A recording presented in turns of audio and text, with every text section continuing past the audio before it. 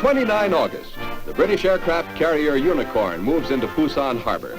On deck are British troops bound for the Korean battlefront. Within a week, they are rushed to fight alongside 1st Cavalry troops east of Waiguan to help stop a threatened breakthrough along the Naktong River.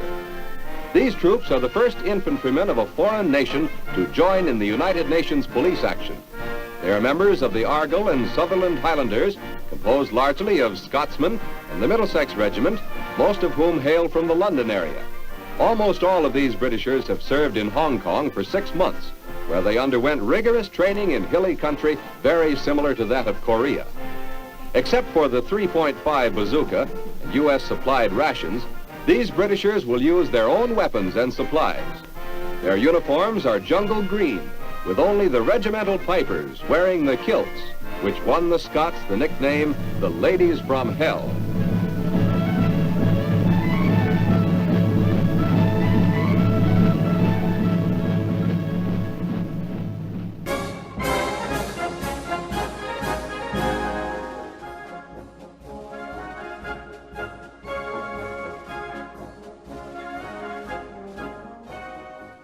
Hello everyone, we're moving on today from considering forgotten theatre of the Second World War, obviously with the 75th anniversary of VJ Day, to considering a forgotten war.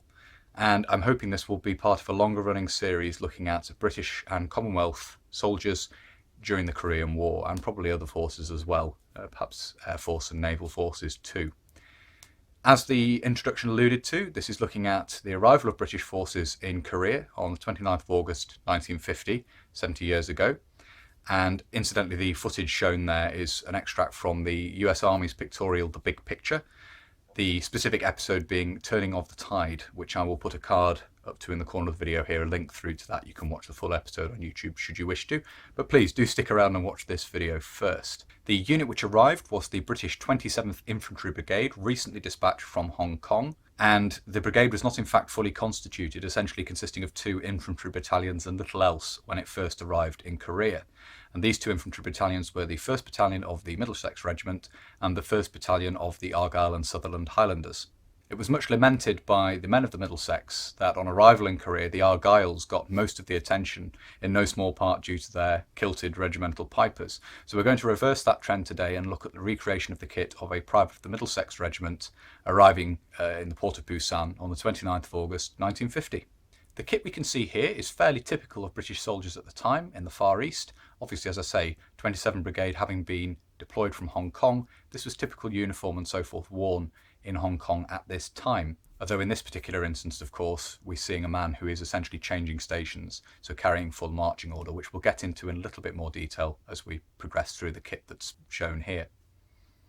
The weapon carried is the standard British Army rifle of the time, which of course is the rifle number 4.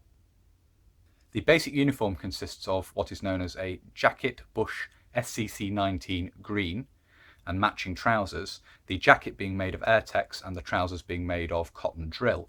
Now, there is a collectorism used to describe these to get away from the clunky official nomenclature, which is the 1947 pattern, which is the year that this uniform was introduced.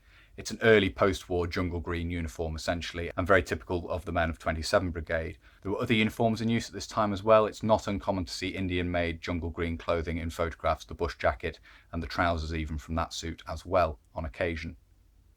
Headdress consists of a khaki beret in this instance with the brown leather sweatband, and as you can see this bears the Middlesex cap badge with a badge backing in maroon and yellow, colloquially termed blood and sand. There are also examples of other headdress worn by the regiment in period footage and photographs.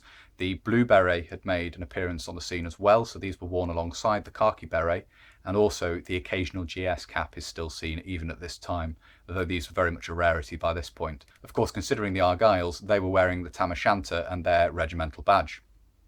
The web equipment worn is 1937 pattern.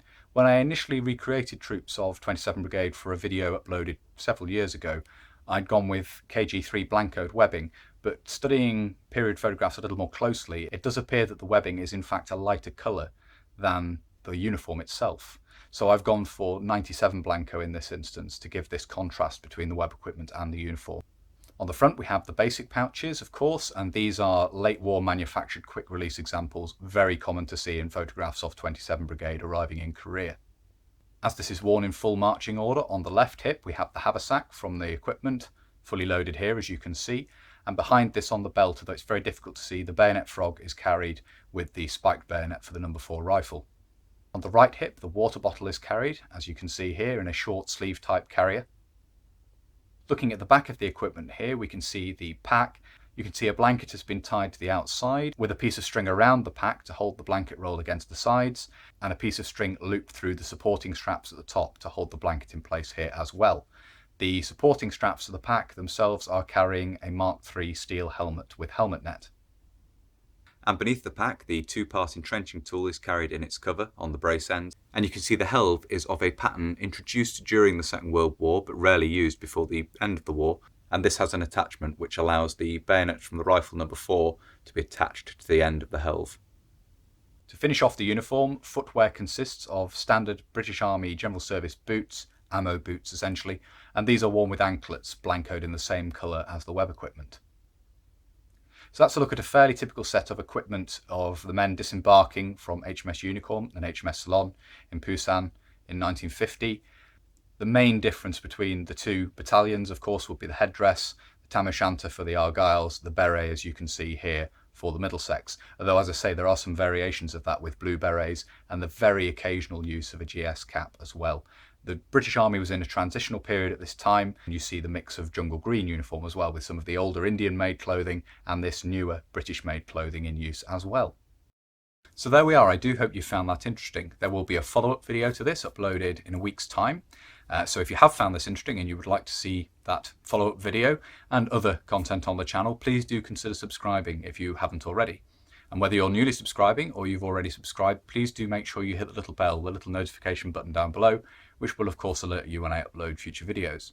If you really like my uploads and you would like to support the channel, you can. There is a Patreon link and a PayPal link down below in the video description, and a massive thank you as ever to everybody who supports the channel using those methods. It's greatly appreciated.